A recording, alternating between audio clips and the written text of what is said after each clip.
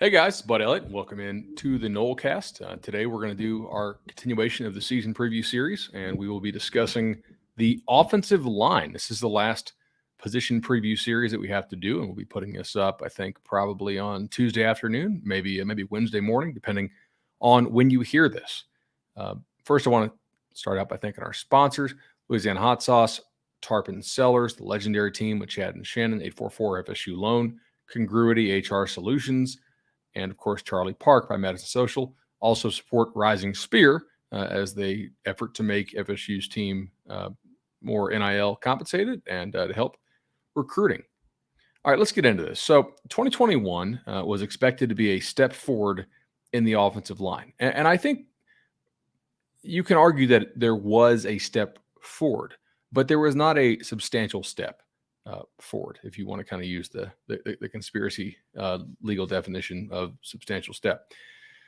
And I looked into this. Why was that? Well, in my opinion, it did not take a substantial step forward for a couple things. Number one, Jordan Travis, I think his legs made the group look better than it actually was in terms of the run game. He also is a guy that holds on to the ball a lot, so maybe that made him look a little bit worse in the pass game. But then you could also counter that by saying, hey, Bud, his escapability helps these guys to look better in the pass game. I don't know. We'll see about that. It's interesting. So here's some numbers from last year that illustrate just how far this group still has to go. They were 130th in power success rate. They were 82nd in havoc rate allowed. They were 84th in pressure rate allowed and 121st in passing down sack rate allowed. That's not good. And yet Alex Atkins gets a lot of praise for what he has done with this group, the offensive line coach and now the OC, and is consistently mentioned as somebody who's going to be a head coach down the line. And in spite of those numbers, I actually think he is deserving of that praise. The group is better year over year than it was basically every year that he's been in Tallahassee. It's been a tough go, but they've slowly improved this thing. I think he is a coach who is able to reach different types of players, different guys, respond to him. But they still have a long way to go here. Let's go ahead and just discuss some other things from last year. How many guys played snaps for FSU last year? Quite a few. But in terms of dudes who played a lot of snaps, it really was not all that many. Washington, Robert Scott, Gibbons, Devontae Love Taylor, and Maurice Smith all played 500 plus snaps. Bavion Johnson and Brady Scott played 300. So in terms of injury that caused guys to miss games, this was not crazy bad last year, right? If you only have 7 guys who played 300 plus, and you did have 5 who played 500 plus. I've seen a lot worse. In fact, you've seen a lot worse in Tallahassee. But TLT was really a shell of his former self due to his injury late in 2020 that carried over into the 2021 season. And the fact that he played as many snaps as he did, 500 plus, I think speaks to the lack of quality depth that the Seminoles had. I don't think DLT, based on what I saw last year, would be a starter on this year's team.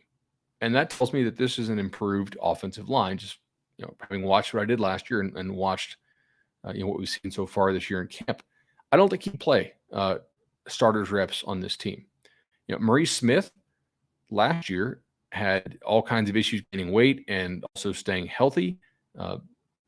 When he was healthy, he was not horrendous, but later on in the year, as he failed to keep weight on and battled with injuries, almost any team with a decent 0 nose, and there are a decent number of guys on this schedule who fit that description, or even a solid 1 tech, were really able to bully him pretty bad. And so, again, would Maurice Smith playing like he was playing last year with his injuries and inability to keep weight on, would he be playing on this year's team? I'm not sure. Maybe, but also maybe not. It just kind of depends on what you think of this roster. Would Brady Scott play 300 snaps on this year's team? No, I don't think so. Would Bavion Johnson play 300 snaps on this year's team? It would take a lot more injuries this year to get Bavion Johnson onto the field than it would have taken last year. So they're definitely deeper. I think that creates a a higher floor for this unit than last year's unit had. But they still went really hard in the transfer market, right? Demetri Emanuel coming over from Charlotte is a potential big-time get for them, not in terms of being a superstar, but in terms of just a player who I expect to be a starter and to play decently, to play even at an average ACC level. I think they would take. Justin Turrentine played really poorly at South Carolina, right? Got benched even on a bad offensive line, got benched. We'll see how quickly he can acclimate himself to the system, but he did come in reasonable shape. So there's some hope there. And that was kind of a late flyer they took on a body. Caden Lyles, a guy who we expressed a lot of skepticism about the take because of his ability to stay healthy at Wisconsin, and his movement was poor in spring.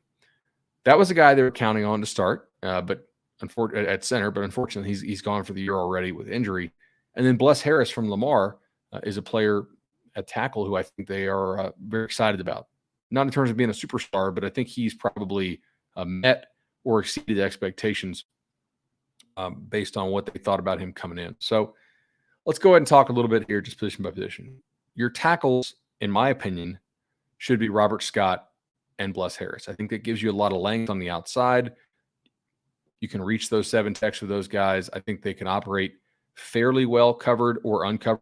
And I think the uncovered part is important, given my opinion of the tight end room that you guys probably heard in the receiver/tight end preview. I do not buy into the idea that Robert Scott is a first-round draft pick like some of these mock drafts have him. In fact, I don't even really buy into the idea that he's a draft pick yet. Now, if he plays 2 or 3 more seasons in college, possibly he could work himself into a draft pick. He's a guy who works hard, and the staff loves the guy. But I really haven't seen elite offensive tackle traits out of him yet. But I think he's an upgrade over what you've had in prior years, and even an upgrade over his self from last year, assuming he can stay healthy. Harris is a guy who I think will struggle at times because of his inexperience playing at this level. But again, the length and athleticism combo there, I think, suits best to have him be the other starter. Again, that's just my opinion. Although this does match up with what we saw in the depth chart released from FSU for game 1. Darius Washington is a guy who I've always had high hopes for, but the total inability to have him stay healthy. He could be one of your top backups at tackle if you needed him to be in certain situations. But again, I'd really like to see what he could do with a real offseason. And he just has not been able to be healthy. He got hurt in spring and was not able to have a true offseason yet again. So, man, if he ever just gets an offseason to be healthy, maybe he can be a higher upside player. But it's hard to project him to be better this year than he was last year, given that.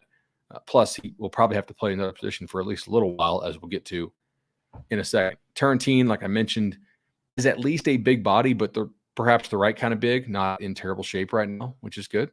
And then, Julian Armella coming in. He's a guy that I've been impressed with so far. He was not very good in some of these camps that we went to, and he was getting beat by guys who are certainly signing at like not upper Power 5 tier schools. And yet he's come in, worked hard, did come in shape, which is key for him. But he was in shape at these camps too when we saw him. And he's acclimated the system quite well and could be one of your legitimate backups there at tackle. Rod Orr is a guy to keep watch of. I didn't get the best reports of his first his redshirt year. We'll have to see how that goes long term. But I feel okay about tackle if they stay healthy. If they don't, then I think it could be a bit of an adventure. And yet I think I would still take this tackle group over the tackle groups that you've had in prior years in terms of the drop-off. I was just looking at the depth chart for FAU as I prepare for some of my prognostication work on Cover 3, and looked at it and was like, ooh, yeah. Chaz Neal is starting at FAU.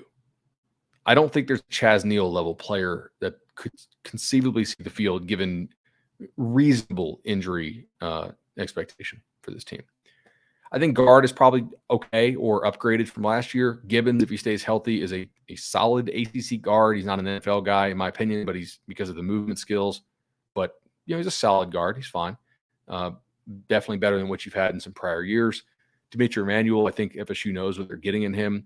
Again, not the most athletic guy, but could help hold the pocket up a little bit better on the interior for them just because of his size and his ability to anchor. Bryson Estes is a weight room warrior who is listed as one of the top backups there at guard. I think he could factor in to the equation. And you have a number of freshmen who at this point I would expect to redshirt and develop and hopefully get better. But who knows? Maybe they're pressed into action. We try to keep these all 15 minutes or less. I'm going to keep going. Center is by far the obvious concern of this group as it is currently comprised. As we mentioned, Caden Lyles is done for the year. Mike Norvell acknowledged the Maurice Smith injury from the Jacksonville preseason practice. Look, I mean, if they can get him back by the Louisville game, I think that would be great.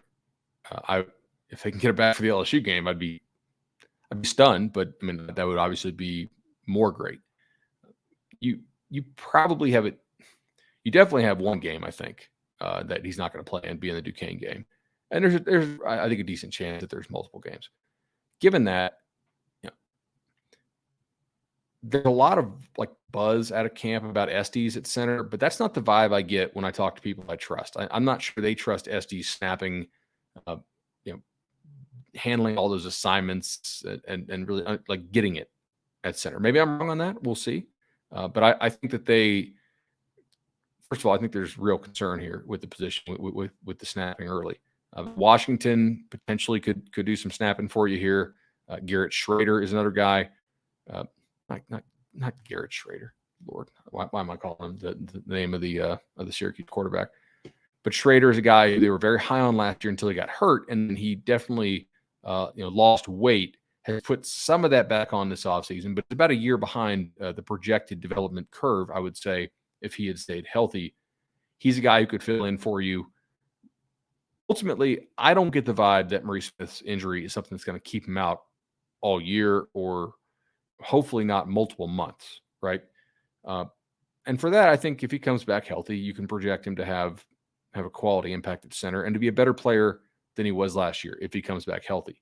If not, there's kind of long tails of this projection where maybe the line's worse than last year, but I don't really think so.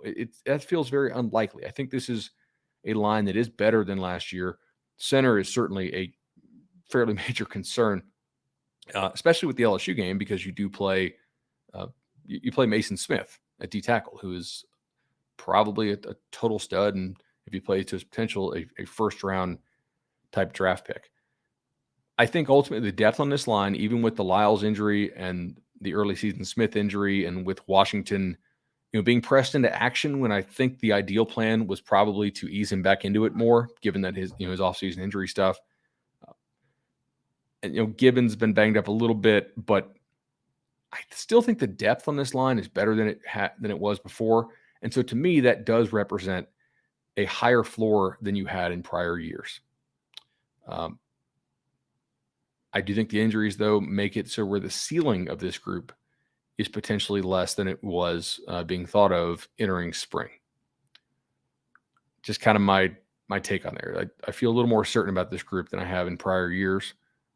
The depth is better. I don't think guys like Babion and Brady Scott would be playing on this line absent like a ton of injuries. And last year they were your top two backups for a good stretch.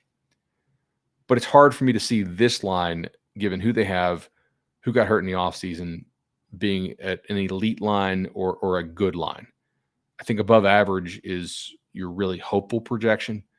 And maybe average, below average is your below average is kind of your pessimistic projection, if you will. If they can get to average, given the offseason injuries they've had, I think most people will be pretty excited.